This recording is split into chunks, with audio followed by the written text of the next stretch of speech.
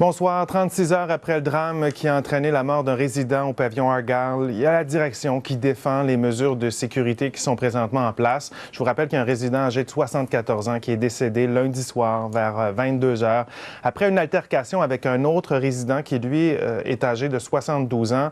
Guylaine, l'institution donne encore peu de détails, mais parle d'un événement imprévisible.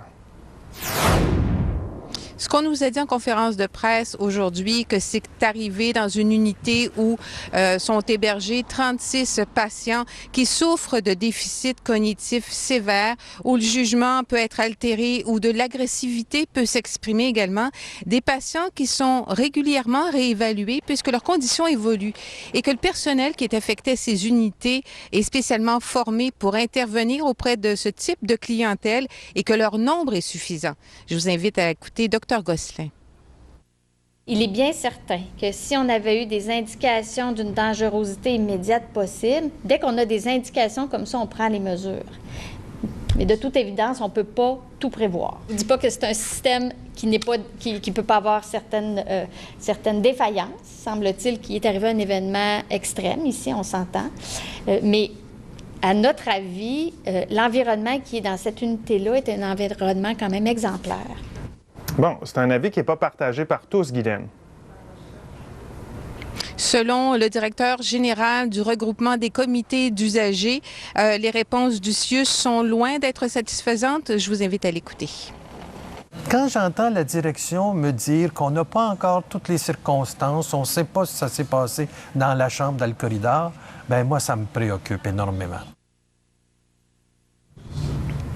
Alors, autre son de cloche, le syndicat SCFP qui a émis un communiqué cet après-midi dit que le personnel est insuffisant. Je les cite, entre 22h et 23h, c'est une heure de grande vulnérabilité dans cette aile. Il n'y a qu'un seul préposé aux bénéficiaires pour 36 patients et que c'est un problème qui a déjà été soumis à l'employeur.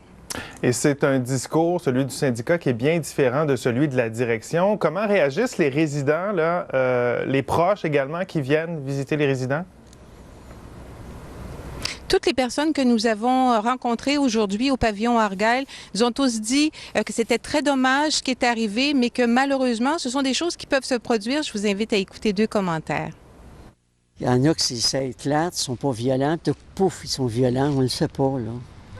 C'est pour cette raison-là que j'admire les gens qui travaillent là. Il faudrait que la direction s'occupe de tout cela et qu'ils mettent plus de personnel.